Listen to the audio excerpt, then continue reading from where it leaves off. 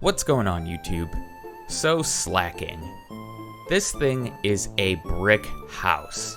In terms of overall stats, in today's Pokemon, its 670 base stat would tie it 6th overall with many others, such as Kyogre, Groudon, and Regigigas. But for Gen 1 purposes, its base stat total of 605 and average stat of 121 even tops Mewtwo's base stat total of 590 and average of 118.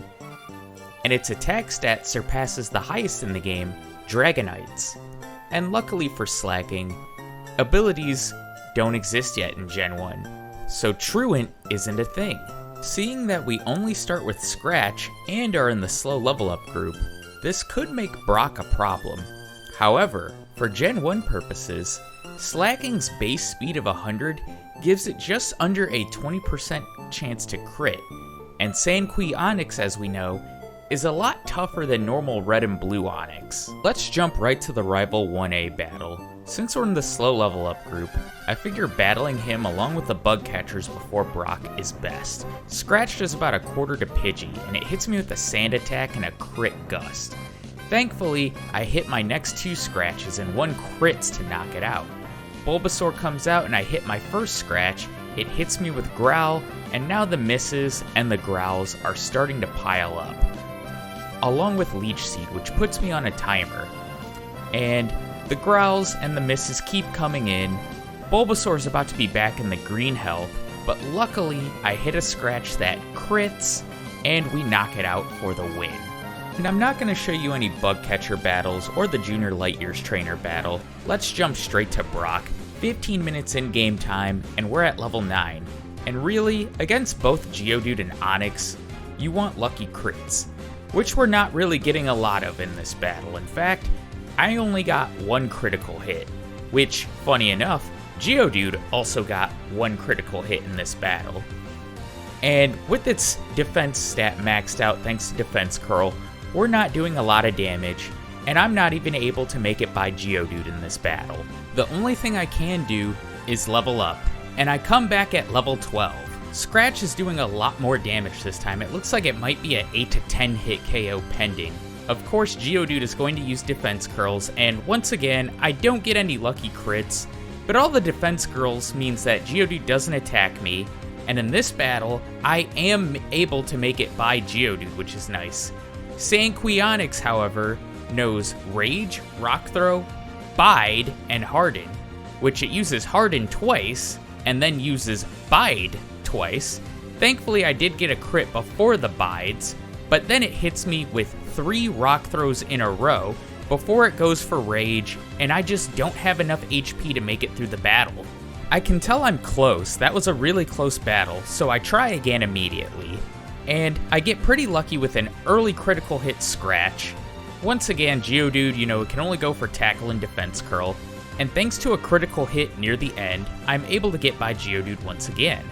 Onix comes out, it goes for Bide right away. I get a critical hit during the first one, which is a little unlucky. It goes for a second Bide, it unleashes energy, and I'm down to 12 HP.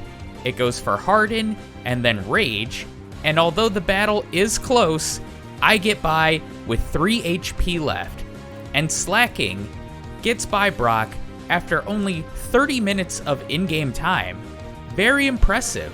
When making our way to Mount Moon on Route 3, I'm going to battle a lot of these trainers here. Because we're in the slow level up group, all of the early experience points will definitely matter later on. And even though we only have Scratch on our move arsenal, because it is same type attack bonus and has 35 power points, and with Slaking's massive attack stat, we can pretty much one-shot most things. But we're going to be adding a new move onto our moveset pretty soon here, which if you were thinking that move must be Mega Punch, then you are correct.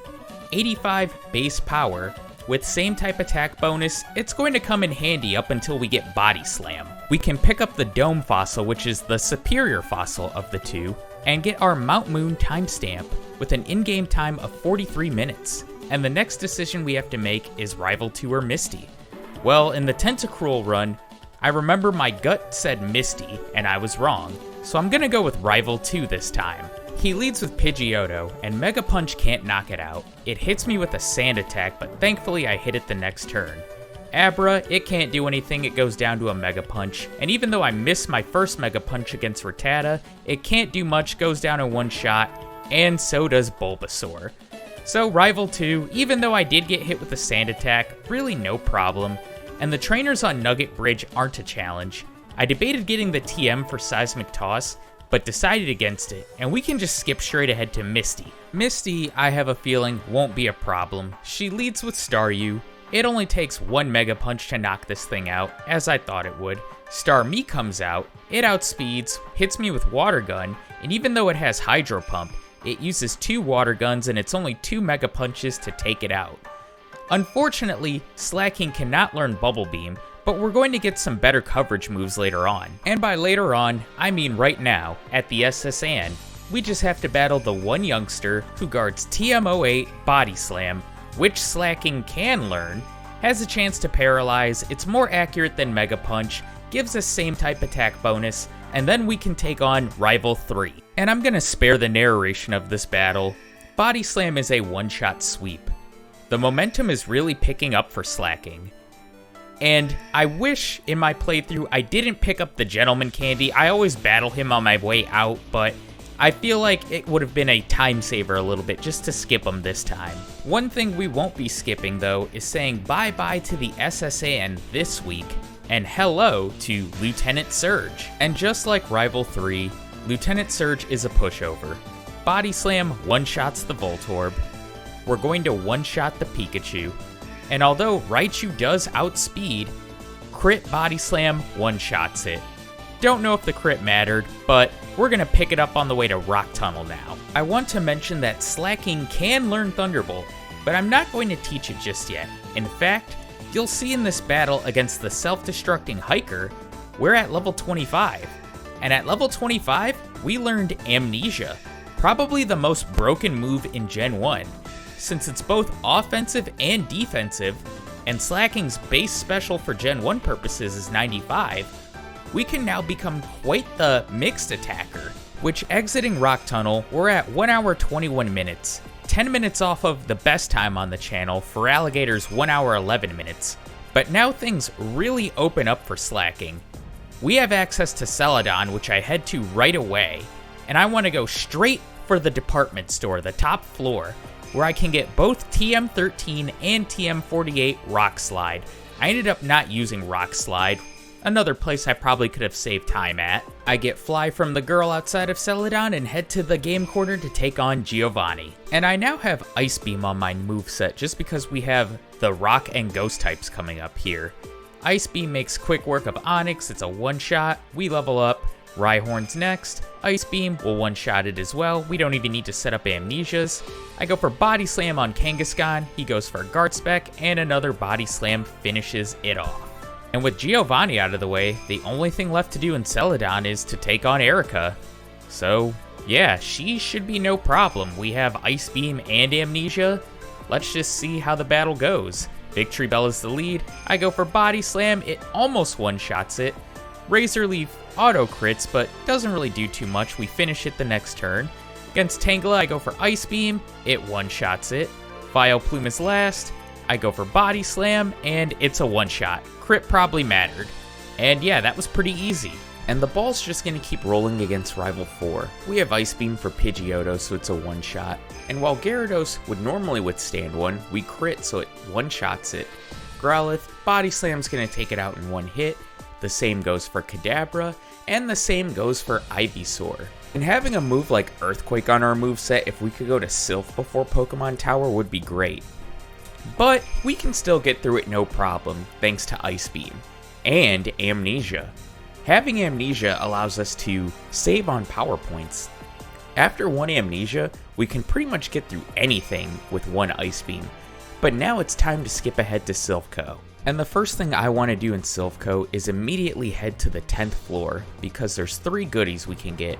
After we beat this rocket, we can get the Carbos, the Rare Candy, and TM26 Earthquake, and then take on Rival Fivel. And this is probably the lowest level I've ever faced Rival Fivel at. Pidgeot's the lead. I set up an Amnesia as it goes for Whirlwind. It hits me with Quick Attack and Ice Beam one-shots it.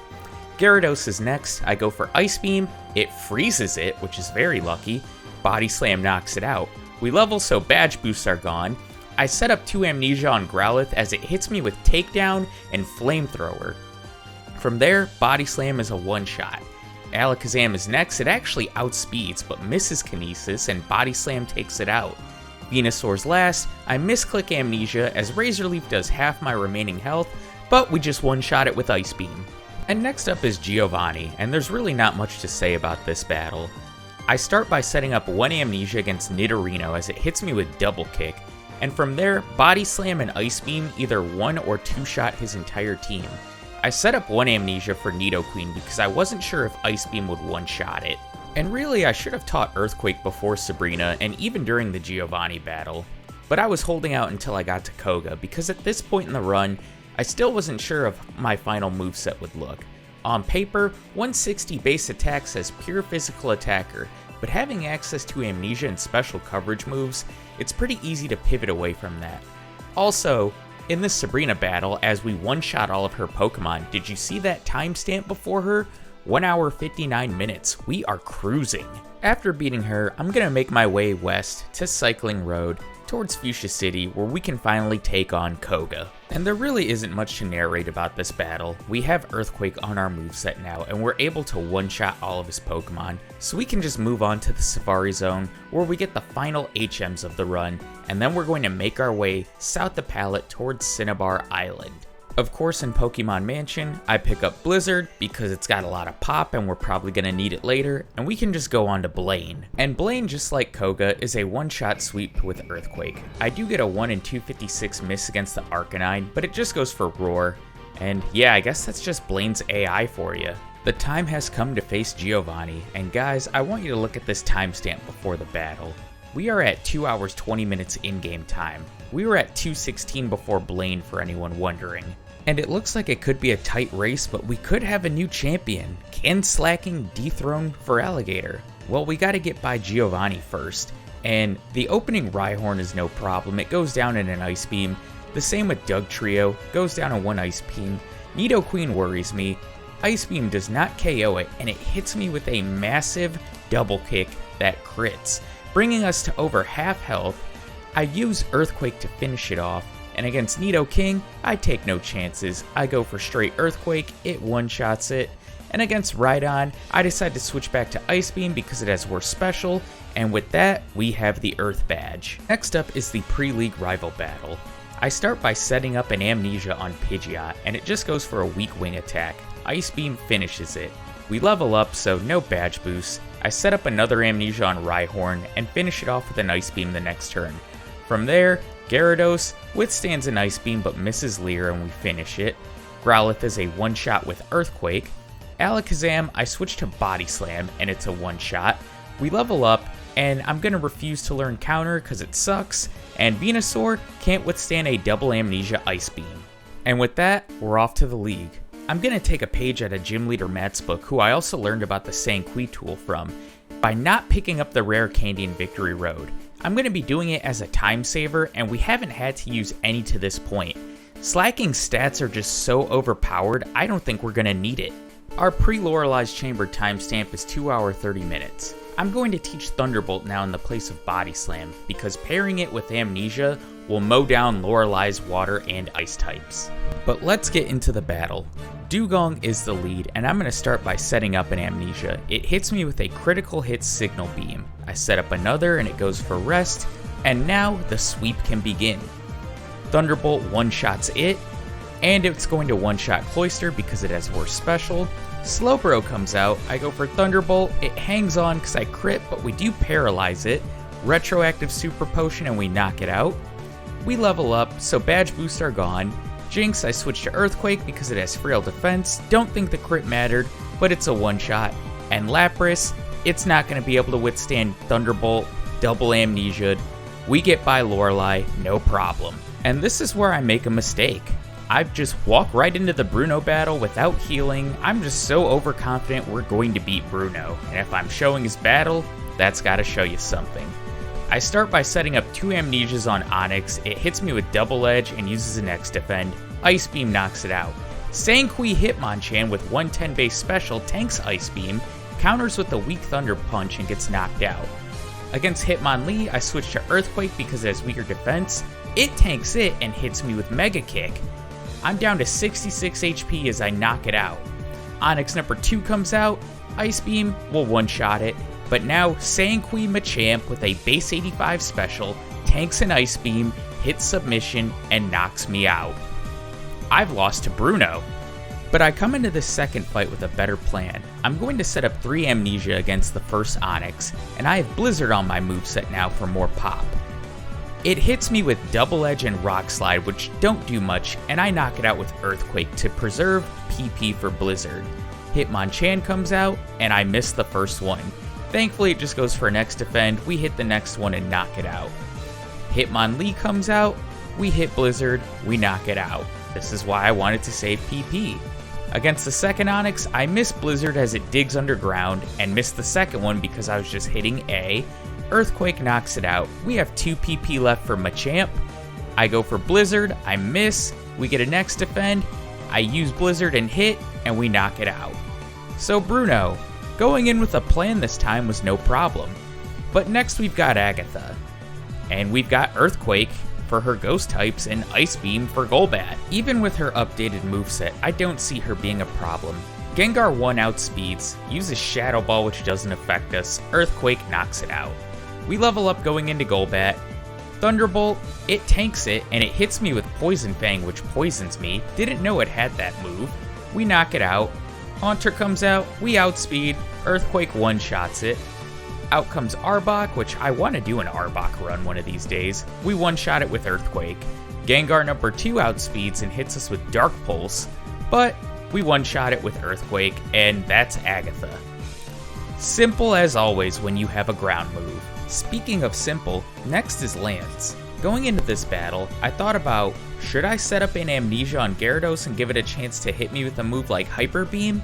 Or should I just go for Thunderbolt and hope for the best? In the end, I decided setting up once would be good. It hits me with Leer after Amnesia. I Thunderbolt it and one-shot it. Dragonair number 1 comes out. It's going to be a one-shot with Blizzard. And if Dragonair number 1 was a one-shot, then Dragonair number 2 will be a one-shot. Here comes Sanqui Aerodactyl. We outspeed it, which surprised me. Blizzard one-shots it. We level up going into Dragonite, which it's 4 times weak to Blizzard, it's a one-shot. Lance, as I said, simple. And at last we have the champion. Normally, I'd pop whatever rare candies I have left, but Slaking has been such a beast to this point. I want to see if it can conquer the champion at level 48, although we'll probably level up during the battle. When doing this run, I was getting vibes from J-Rose's Mewtwo video, which I need to do a Mewtwo run. I haven't done any Kanto legendaries on the channel, only Sinnoh. I believe he was at level 50 when he beat the run. I don't think he used any rare candies in it either. If anyone wants to fact check me on that, let me know in the comments. Go ahead, since they're good for the algorithm. Champion battle time though. I start by setting up an Amnesia on Pidgeot. It goes for agility and then wing attack. I go for Thunderbolt, and we one-shot it. Alakazam comes out. I'm going to go for Earthquake because it has weaker defense, and it barely hangs on, but full restore. Maybe it was a range. I go for Earthquake again, and it wasn't a range. It hits me with Psychic. Thankfully, no special drop. We can just finish it off with Thunderbolt, and we level up going into Rhydon. We go for Blizzard on Rhydon because it's 2 times weak to it. I always think it's 4 times weak. We knock it out in 1 hit. Out comes Gyarados. Thunderbolt, boosted by Amnesia, is a one-shot. Arcanine is next. Earthquake, I don't know if this will be a one-shot, but it is. And we level up going into Venusaur, and we have Blizzard, which hits, boosted by an Amnesia, and we knock it out. And Slaking has done it. This was a really good run, and I really want to get Regigigas from a Sanqui generated ROM now. With slow start not being a thing, and with its massive stats just like Slaking, I think it can compete. But really, we need to see what Slaking's final time was. Did it dethrone Feraligatr for the top spot? Well, it finishes at level 50, the lowest level for a challenge, with a final time of 2 hours 42 minutes. So yeah, it did. It has knocked Feraligatr from the top spot and earns itself a place in the S tier for both Sanqui and overall runs. As always, thank you for the continued support on the channel. And as for August, I've got 3 mons coming up that I'd like to see how they go head to head with one another. Normally, if you played them in their respective gens, it would be impossible to do a solo run with them because they only start with a move that KOs the user when it's used. But in the Sanqui tool, they start with other moves than just Explosion. I'm sure you can guess who these mons are. I'll see you in the next one. Take care, everybody.